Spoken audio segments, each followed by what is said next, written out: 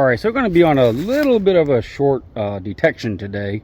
This is a place that I have come to in the past, but it's been quite a few years since I've been here. Let me just show you what we're doing. If you can see, like behind me, there's this little divot here and another one up there.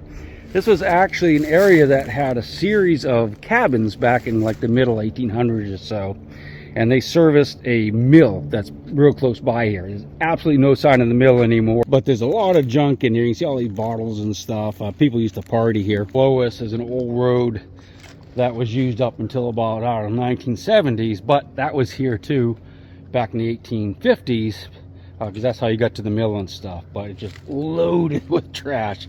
We're gonna have to stay as high on the hill as we can and as far away from that little road. I did want to show you, I'm using the Garrett Vortex today. I'm going to bump my iron discrimination up pretty high because there's a ton of nails in here. And we're just going to be looking for the good stuff. So we'll just try there and see how we do. If we don't find anything, we'll go ahead and bump it down so we can hear all those little tiny signals in here. So I didn't get you out for this because I'm mostly kicking bottle caps out of the leaves. But this is the inside of a mason jar lid. Has zinc, so it sounds okay. It's not the best sound in the world, but I wanted to show it to you. Start finding this stuff, you're kind of thinking, I kind of think of a later site like 1900s, 1920s or so. Could be wrong on that, but that's probably not Civil War era. All right, so what do you think? You know what it is? That is what we call a toe tap. This would have gone on the end or toe of a boot to keep the leather in good shape so the toe wouldn't wear out. You can see all the nail holes are in it. So that could actually be Civil War era or a little bit later. But that's a nice little relic. I'm happy we found something at least. So I got you out for this signal. I haven't completely dug it up yet, but I think because it's under the root down a little ways, it's not going to be a bottle cap. Most of the bottle caps have been pretty much on the surface. A lot bigger than I thought it was going to be, though. I know I shouldn't dig with my fingers like a finger pappet. Oh, there it is, maybe, or a rock. Is that it? All right, shoot, I thought it'd be right there. All right, I'm gonna have to get my shovel out and dig through those roots, and then I'll show you what it is. All right, I got it out of the ground, and when I first saw it, I thought it was a Civil War belt buckle. It looked just like it at the edge there, and kind of crumbled up, but it's thin copper. I imagine it's probably a lid to something. I don't see any type of writing on it or anything, but you know, that was a pretty good signal. You never know, there could actually be a Civil War belt buckle on here. Like I said, I found some eagle buttons, so you never know. Well, I might have to start looking for bones. There's a skull. You think it's human? I don't think so. I think it's an old deer. What do you think? Yep, that is. Oh, get back here, you. That's kind of neat. You can see the stitching on the skull. Those are different skull plates and how it's been held together. Yeah, nice big old sharp teeth. Those are for browsing leaves, not leaves, but sticks and stuff. Like these sticks, that's what deer mostly live on. They don't really necessarily eat a lot of grass. That's why they're so sharp like that. It's like grinding those bad boys up. All right, we'll let him stay right there where he came from. And we'll keep trying to find some relics. So I thought I'd show you this bottle since I'm not finding a lot of relics. Not terribly old. Can't really read what that is. Looks like Durangles or something like that. Got a 53 on it, so I'm assuming it's a 1953 era bottle. Not the best find of the day, but it's not the worst either. Well, I got a nice shiny object. Looks goldish, but that is a modern fired bullet. Small caliber. Hardly worth even talking about, but I wanted to show you at least one of them. A nice little squeaky here right on top of the rock. It's I'd say it's a penny of some sort, maybe a weedy, I hope. All right, there's old Abe. Let's flip her over. Is it a weedy? I think it is. All right, so at least we got a wheat penny today. So that's where I dug the weedy. I got another very similar signal right close to it. Let's find it. Yeah, there we are. So let's go ahead and dig this up together. Hopefully it's right on the rock. Is that it? No. All right, let's see if it's still there. I moved it. All right, I either moved it or it was over just a little bit more. So let's get the pinpointer out. Move it back a little bit. Put on my shovel. Don't want it on my shovel. All right, ready?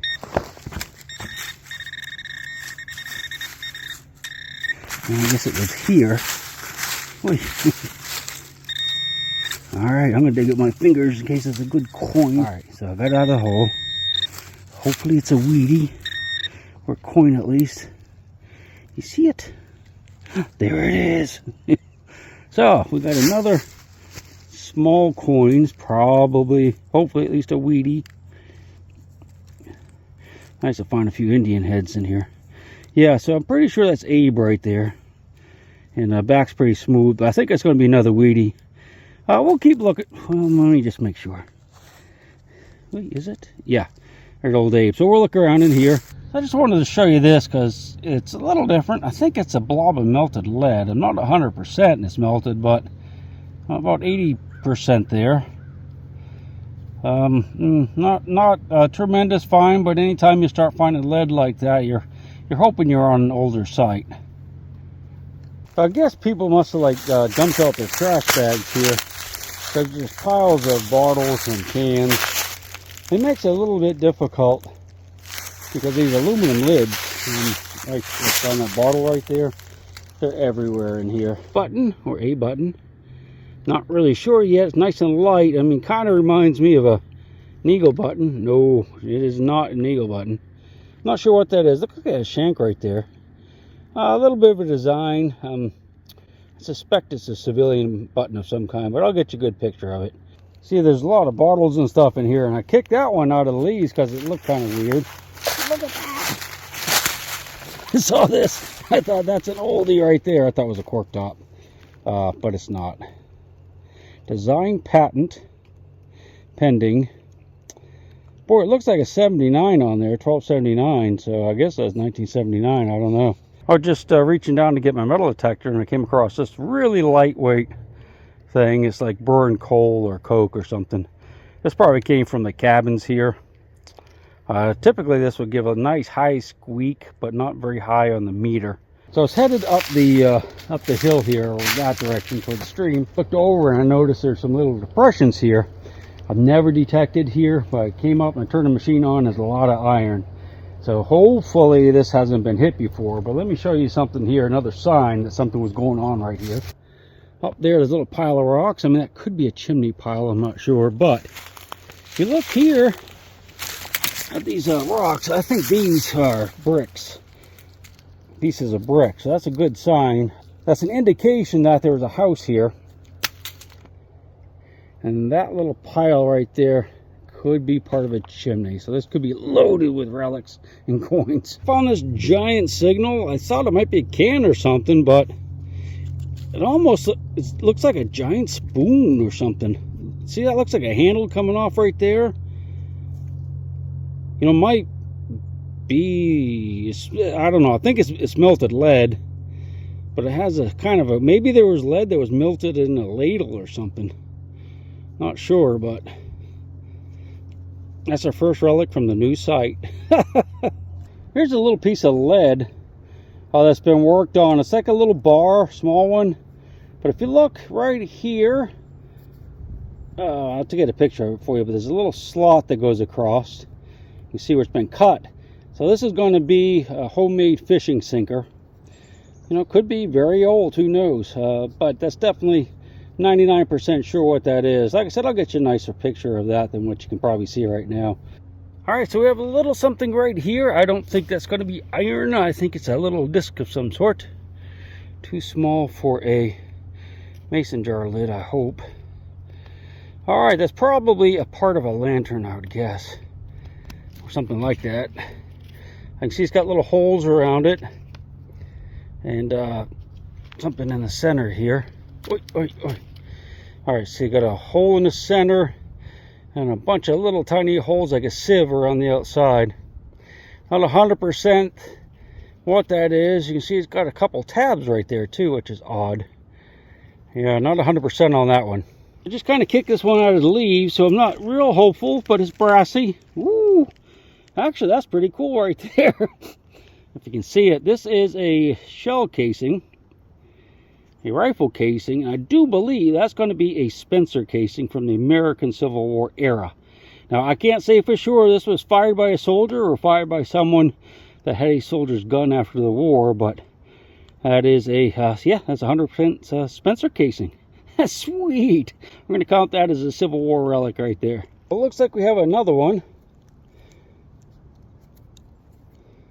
Yeah, I'd say that's a Spencer. It's a little more chewed up. You can always tell, and this might be hard to see here, but I'll get a picture if they've been fired or not, because they'll have a little like indentation right around the edge. I don't see one on here. And if they don't have that indentation, that means that it was dropped without being fired. And if they have one indentation, it fired and worked well. And if it has a bunch of them, that means they tried to shoot it a bunch of times. It's usually just kind of like a little area that's pushed down just a little bit on these. All right, I'll get you a picture and you can make up your own mind whether you can see that or not. It's a pretty high squeaker here, and I thought it might be like a can lid or something, but I popped it out of the ground. I can see some brassy looking stuff right here. I'm thinking that could be a part of a butt plate off of a rifle or a brass hinge. What do you think? It is? Well, I don't know. Probably neither. I'm not sure what it is, but it's a fairly heavy piece of brass. Not heavy enough for a butt plate off of a musket, though. Got about the right holes in it, but yeah, I'm not sure what that is, but it was a beautiful signal. So it looks like we found something you'll recognize. What do you think? That is a spoon bowl right there. But the handle's broken off, but that's 100% a spoon bowl. Pretty sweet. Another artifact. But I'll be honest with you, I'm very disappointed in this little spot, but you never really know, because sometimes when you find these home sites that haven't been hit, they'll be loaded with coins and all kinds of stuff, if the people had money. I think I figured out what's going on here. I think this is a foundation to a house. If you move up the hill, there's this flat area, so I think another part of the house is right here, just loaded with iron. And in the back, I do believe there's a chimney on the back of the house, and this is part of it right here. You can see those big flat stones. Almost looks like a lintel stone, but I'm not sure. That would go over the fireplace, but it may not be. So that was the fireplace. Down the hill, flat spot was a house that was on the ground, and then they had a foundation here. So a lot of iron, but not a lot of good stuff. All right, so what I'm going to show you now is the remains of a mill race. Now, I know this is a mill race because it's actually on a map from the 1850s. And there was a big dam up this way where they impounded the water to force it into this trench. So that's uphill, and the water will flow downhill toward the mill. Coming from that way, that's where the dam is. Flowing down past us here, and on down that hill toward where the mills were. You can see this dirt mounded up. This is where they dug the dirt to make this trench, okay? And it goes all the way down. The reason they did that is because they wanted a mill there, and they had to get the water from upstream. Now, obviously mill race is a half a mile long, and they'll usually go along the contour of the hill. So it'd be just a little trench. It looks like a Civil War trench. Then it would get down to the big wheels that would turn the grindstones. If they could, they would make it go over the top to turn it, and it's called an overshot wheel. I think it was more efficient, but if they didn't have enough altitude when the water got to it, they had to go kind of like at the bottom of the wheel and make the force of that water turn it, and it was not near as efficient as far as I know. This was probably an undershot wheel because there's not a lot of elevation down there where the mill was, but I can't say 100%. All right, I'm going to wrap it up. Well, this is it. Let me just put it that way. We're going to go ahead and hike back to the vehicle and get home before it gets dark, we hope. Oh well, at least we found a few things, and hopefully you learned a tidbit of history. I know I did. Found a house today I never knew was here. Not on the map either. We'll see you on the next one, I hope. She'll take the ring from your hand and bury it in the sand and keep it for eternity. Mother Earth, she's got her secrets she's promised to keep hidden in